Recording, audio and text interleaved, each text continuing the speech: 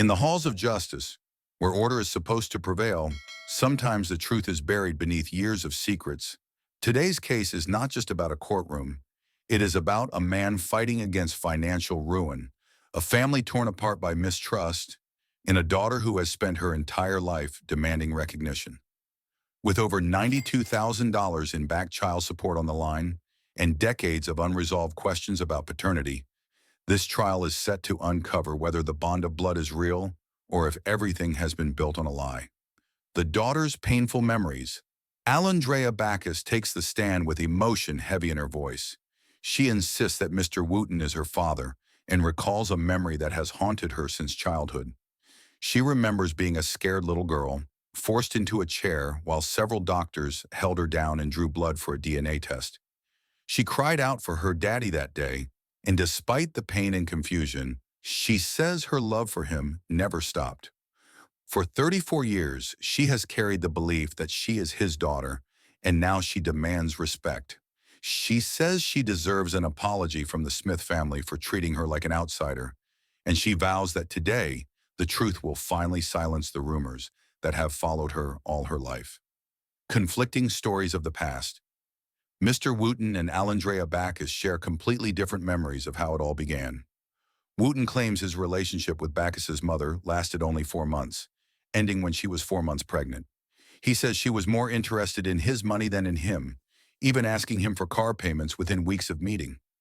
Backus, however, believes the story told to her by her mother, that she was a planned child, conceived with love, and that Wooten wanted her in his life. The courtroom fills with tension as Smith and Backus argue, both clinging to their own versions of the truth. For one side, it is proof of deception and manipulation. For the other, it is evidence of loyalty and betrayal. The evidence battle in court. Alandrea Backus presents her birth certificate, showing her mother's handwritten entry of Wooten's name as father. Wooten counters with the original, where the space for father is blank, fueling his doubts. Family photos are then shown. Backus sees proof she was once embraced, while Smith insists they were only temporary gestures.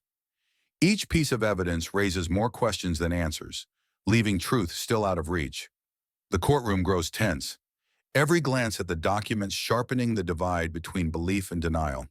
Backus argues that love cannot be erased from a child's smile caught in those pictures.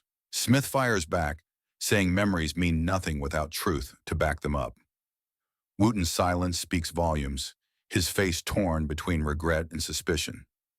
The audience watches in hushed disbelief, realizing the past is being rewritten in real time. What should have been clarity only deepens the shadows of doubt.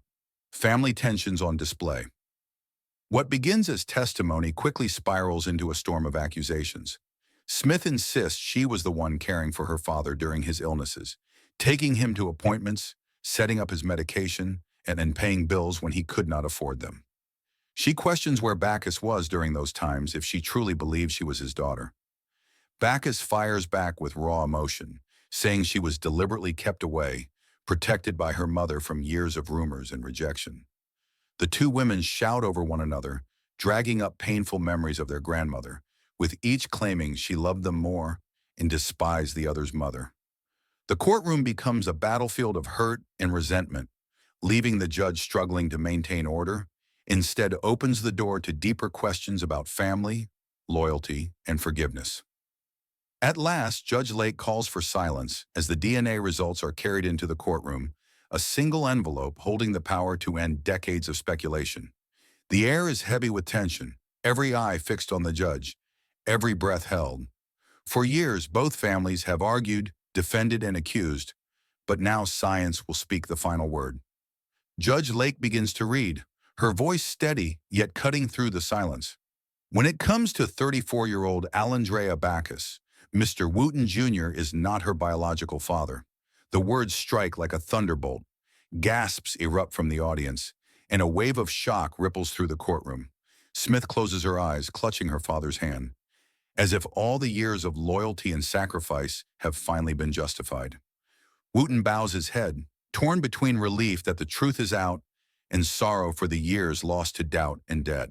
Alandrea Backus, standing in the center of the storm, does not crumble. Though her face shows devastation, she raises her head high, refusing to let the verdict strip her of dignity. Through trembling words, she apologizes to the Wooten family, not for her belief in who her father was, but for the pain and confusion caused by her mother's choices.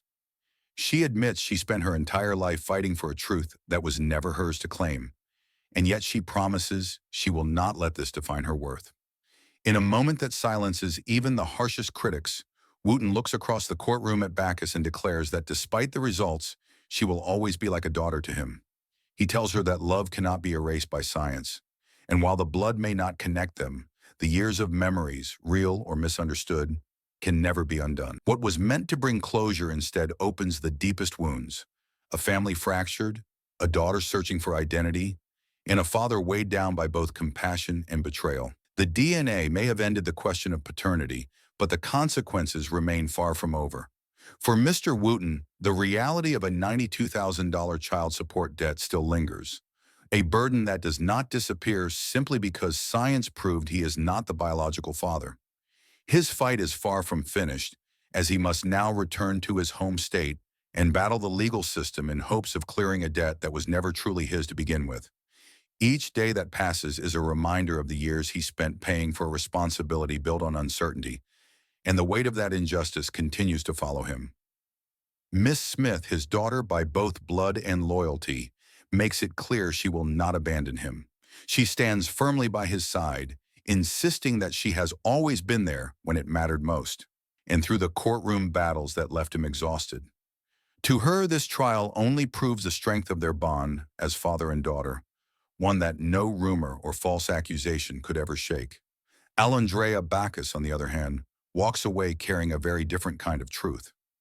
Though devastated by the results, she chooses dignity over bitterness.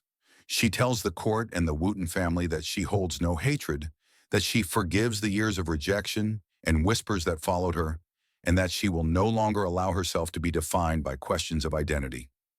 For 34 years, she lived with a story written by her mother, and while the ending was not the one she hoped for, it is an ending nonetheless.